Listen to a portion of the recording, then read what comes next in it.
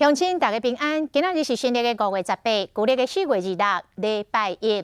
来看桃园一个男子拜六的下晡伫个大卖场，看到一个3岁小男童落单，就甲这个囡仔拐咧走，家属是有够着急。2点钟后，伫个12公里远的大溪中正公园找到囡仔。这个诱拐囡仔的男子，昨暝伫个新竹抓到了。原来这个是一个诱拐囡仔的累犯，2004年到2005年，都来犯下至少5件的诱拐案。这届过来犯案，各方移送法办。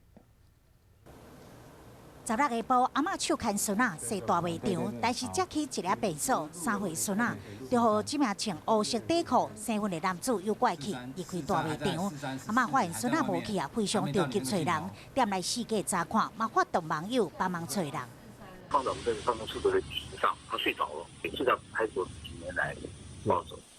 2点钟了后，查甫囡仔伫个12公里外，大溪中正公园被管理员发现到，才通报警员。你为什么要压小朋友？带小朋友去哪里啊？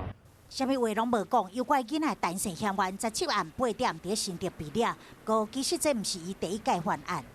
干嘛要跑？干嘛看到警察跑？15当前用共款的手法，伫中立一间大卖场诱拐一名4岁查甫囡仔，过长工伫这废弃的灌村内发现伊的行踪，才互囡仔脱困。这个单身男子伫2004年到2005年之间，至少涉及5件以上诱拐案，拢锁定10岁以下的查甫囡仔，留因家一个或者是假手要帮忙的名义控制因的行动。这届又搁犯了诱拐案，专案嘛被依法移送地检署侦办。